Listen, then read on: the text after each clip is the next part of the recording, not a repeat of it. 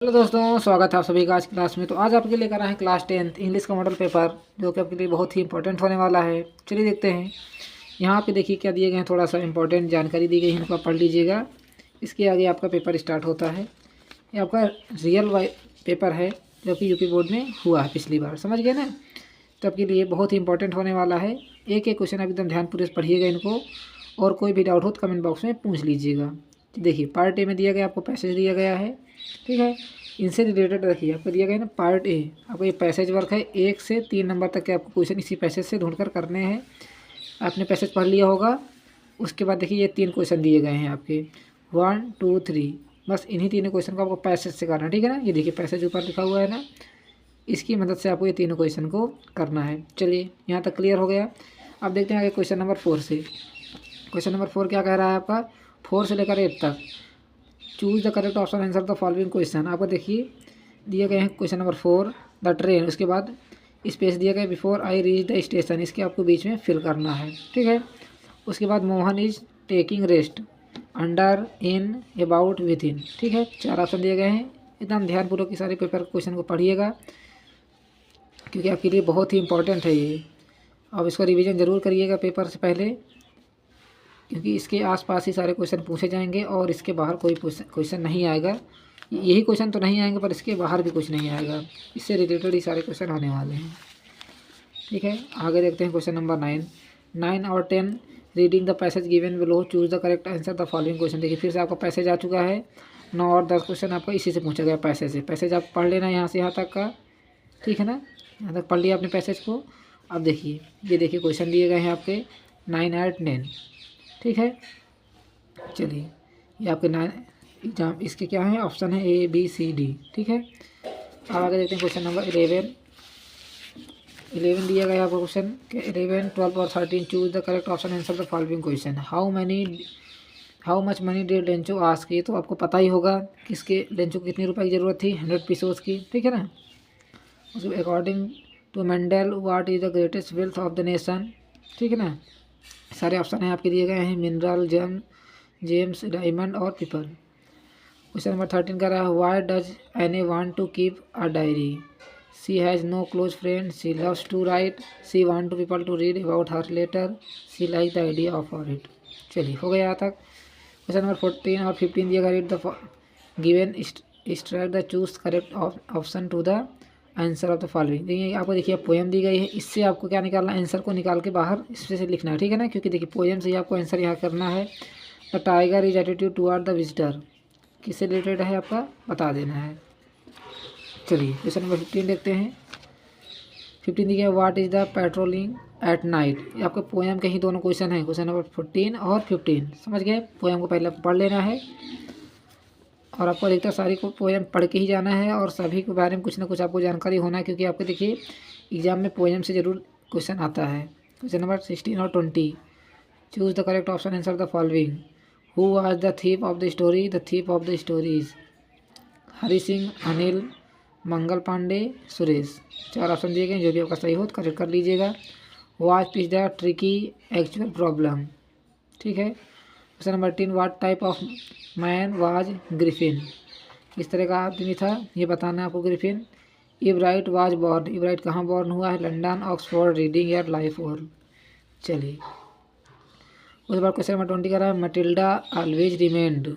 Question आपके 4 answer दिए गए हैं, अनहैप्पी, हैप्पी या डिलाइट या कंटेंटेड, ठीक है। चलिए यहाँ से आपका MCQ टाइप क्वेश्चन खत्म होते हैं।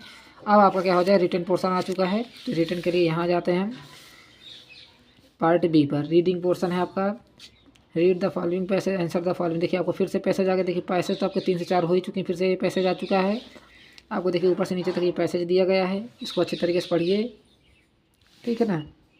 ये देखिए ये आपको पैसेज दिया गया है यहाँ तक, और काफ़ी बड़ा पैसेज है ये, तो हम आधा आधा करके आपको शो कर देते हैं। देखिए पहले यहाँ से तक आप इसको यहाँ तक नोट कर लीजिएगा, या तो रीड कर लीजिए, नोट करना तो बहुत ही मुश्किल होगा आपके लिए, रीड कर लीजिए यहाँ तक। उसके बाद देखिए नीचे दिया गया है आपका, ठीक है ना। आपको पूरा पैसेज अच्छे तरीके से पढ़ना है। उसके बाद आपके देखिए कितने क्वेश्चन दिए गए हैं, 4 क्वेश्चन इसी से दिए गए हैं। ये आपके क्वेश्चन रहे 2-2 नंबर के ऊपर से 3 तक है, और ये चौथा क्वेश्चन आपका 1 नंबर का है, ठीक है ना। 7 नंबर का यहाँ से पूछा गया है। अब आगे चलते हैं।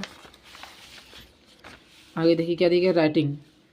राइटिंग पोर्शन आ गया आपका, a letter to your friends inviting him या her to attend your sister marriage party. आपको लेटर लिखना है अपनी बहन की शादी के बुलाने के लिए अपने फ्रेंड को। उसके बाद राइट एन एप्लीकेशन। देखिए इसलिए लेटर है और एप्लीकेशन में दोनों में अंतर होता है, इस विशेष बात का ध्यान रखिएगा। यानी कि दोनों को आपको एक ही तरीके से लीप पोत के चलेगा पेपर में, ठीक है ना। दोनों को अलग अलग होता है, मैटर आप समझ लीजिएगा। काफ़ी सारे यूट्यूब पर वीडियो पड़े होंगे। चलिए एप्लीकेशन किस में लिखना है आपको, to your college requesting him और her to grant you 7 days leave के लिए आपको कितने 7 दिन के लिए लीव के लिए क्या चाहिए आपको, एप्लीकेशन पत्र लिखना है। किसके लिए, प्रिंसिपल के लिए, ठीक है ना। चलिए उसके बाद रिपोर्ट राइटिंग आ गया आपका, right a report on the important of the tree in about कितने वर्ड में लिखना है, 80 और 100 शब्दों में आपको कितना एक रिपोर्ट तैयार करनी है। हिंट दिया गया आपको, type of tree, the unity environment product that day gives trees and human and health your impression, ठीक है ना। आपको ये टॉपिक दिए गए हैं, इनसे आपको रिलेटेड क्या लिखना है, 80-100 शब्दों में क्या लिखना है, एक रिपोर्ट तैयार करके लिखना है। रिपोर्ट राइटिंग नहीं आता तो आपको क्या करना है, आर्टिकल लिखना है। और बर्थडे पार्टी कितने शब्द, 80 से 100 शब्द होने चाहिए, ठीक है ना। चलिए और इन पॉइंट को आपको विशेष ध्यान रखना है, इन पॉइंटों को आपको ज़रूर यूज करना है किसमें, आर्टिकल राइटिंग में, समझ गए ना। चलिए यहाँ तक हो गया आपको। आगे देखते हैं ग्रामर पोर्शन आ गया आपका। यहाँ से क्या हो जाएगा, ग्रामर पोर्शन आ चुका है। Rewrite the following sentence by changing into indirect speech. आपको देखिए पहले क्या करना है, इनडायरेक्ट नरेशन में चेंज करना है। उसके बाद पैसिव वॉइस आ गया आपका, the king did not kill the tiger, ठीक है ना। पैसिव एक्टिव तो आपका मस्ट ही पूछा ही जाता है।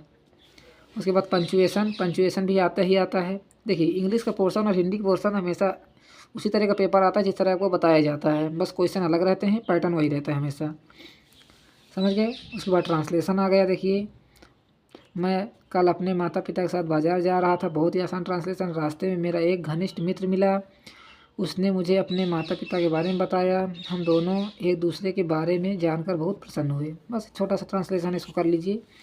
अब लिटरेचर आ गया, यानी कि आपको क्वेश्चन आंसर यहाँ से पूछे जाएंगे। देखिए पहला क्वेश्चन आंसर कितने नंबर का, आपको 3 नंबर का है। और देखिए जो आपका ट्रांसलेशन आता है कितने नंबर का आता है, 4 नंबर का आता है। इसमें 4 ही सेंटेंस दिए गए हैं शायद, 1 2 3 4, देखिए 4 सेंटेंस दिए गए हैं और 4 नंबर का ये पूछा भी गया है, समझ गए। अब यहाँ से प्रश्न उत्तर आ दिए हैं। व्हाट मेड लेंचो एंग्री, ये तो नहीं आता ये क्वेश्चन। दूसरा क्वेश्चन दिया गया, who according the Mendel is not free, ठीक है ना। दोनों में से एक ही करना है, डबल क्वेश्चन आपको नहीं करना है। चलिए आगे आ जाते हैं। बी नंबर दिया गया, what did Valli do after she got into the bus. ये क्वेश्चन आ रहा है तो बहुत अच्छी बात है, नहीं आ रहा तो देखिए और में एक क्वेश्चन दिया गया है, व्हाट डज एने Frank say about her father and grand mother in her diary, ठीक है। अलग अलग चैप्टर के क्वेश्चन आते हैं, आपको जो भी आता है उसको कर लीजिएगा। उसके बाद देखिए शॉर्ट आंसर टाइप क्वेश्चन आ गए हैं। Any one of the question, देखिए क्या दिया गया है आपको, दोनों में से एक ही क्वेश्चन लिखना है। How did Gautam Buddha convince किस गौतमी डैड डेथ अनअवॉइडेबल, ठीक है ना, अनअवॉइडेबल। उसके बाद क्वेश्चन नंबर बी दिया गया, what were the difficulties faced by Nelson Mandela in achievement freedom for this his people, ठीक है ना। उसके बाद ये question number 7, what does the poet hold with those who favour fire.